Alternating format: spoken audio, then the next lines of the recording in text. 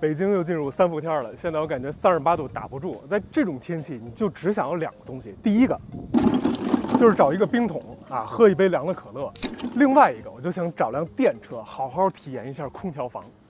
还得说啊，就是小鹏懂得疼咱们。之前的外观呢，前批媒体已经都拍完了，那今天咱们就用几分钟时间把它的智能座舱给大家说清楚。走进空调房。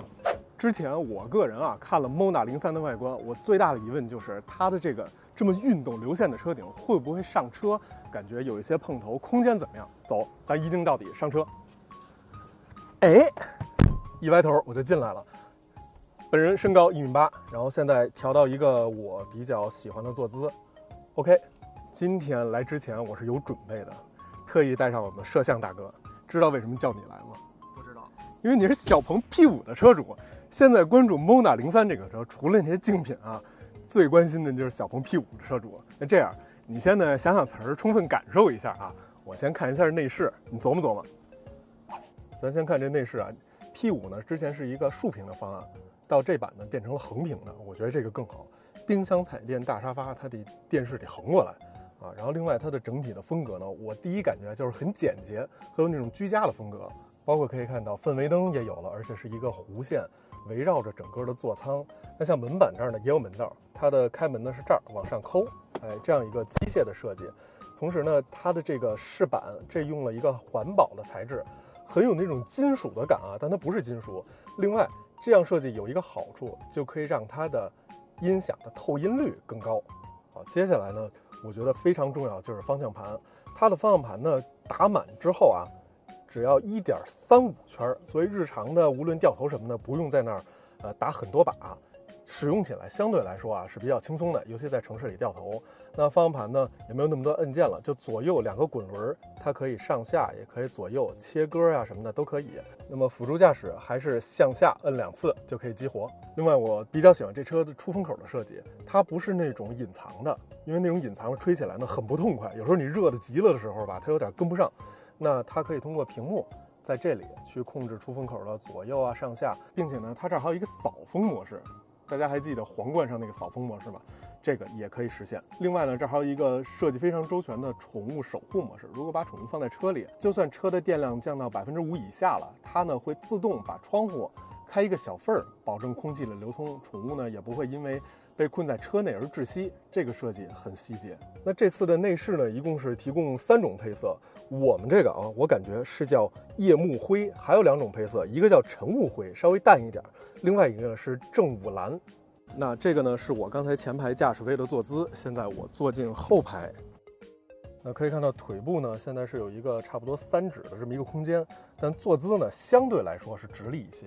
那头顶呢就直接是这个全景的天幕，差不多是1.22平米这么一个面积。现在北京的天气是38度多，我感觉会更高，但实际我们坐在车里并没有感觉到说头顶辐射过来的热度，摸上去呢是有一定温度的。那它的防紫外线率呢是99.9%，防红外线呢是97点多，大概这么一个数据。那如果是在广东地区觉得这个还是隔热不够好的呢，那后期会有手动的遮阳帘可以提供，安上那个就没问题了。那么对于行政级的车来说，后排这个位置是最重要的。但是对于我们家用的这个级别的车来说呢，副驾反而最重要，因为一般都是我们开车，夫人或者长辈坐在副驾。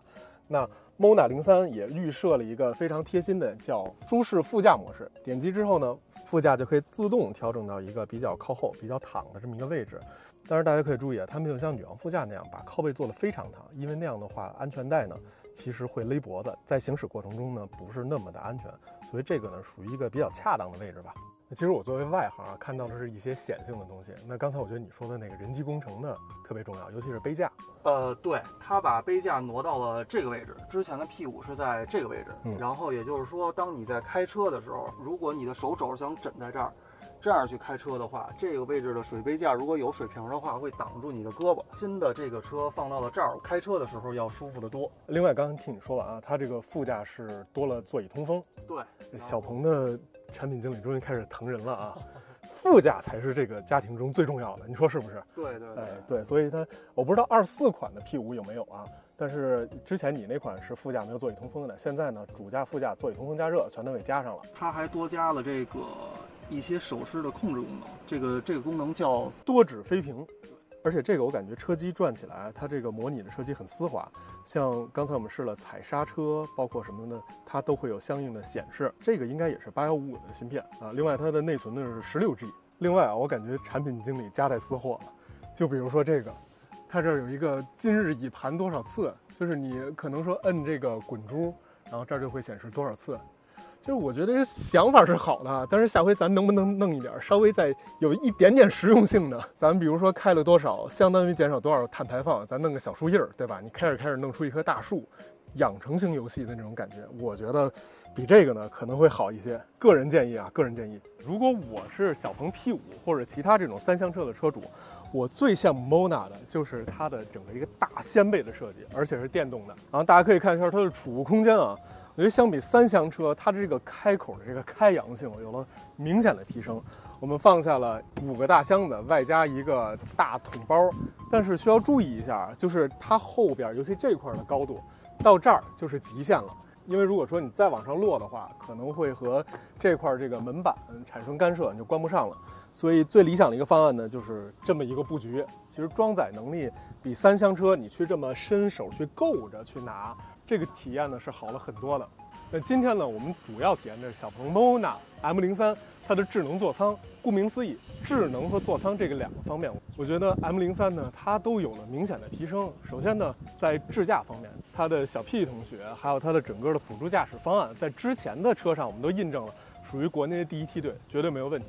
那座舱方面，很多的人机工程的细节也能感受到改变，比如说像副驾的座椅通风，还有说杯架的位置，以及这个我非常喜爱的大掀背的设计，让平时的易用性呢提升了很多。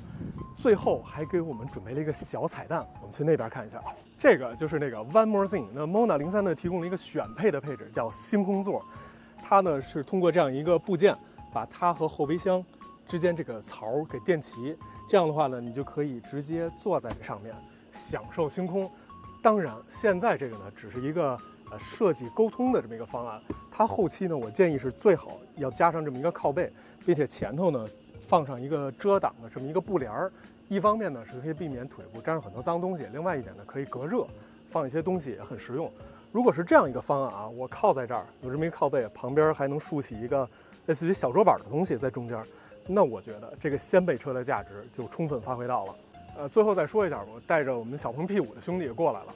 那他体验完之后呢，我们俩的感觉啊是这2辆车呢，它在细节上有很多的升级。那整体提供的东西呢是各有千秋，这辆车明显在各个方面的设计细节都更年轻了。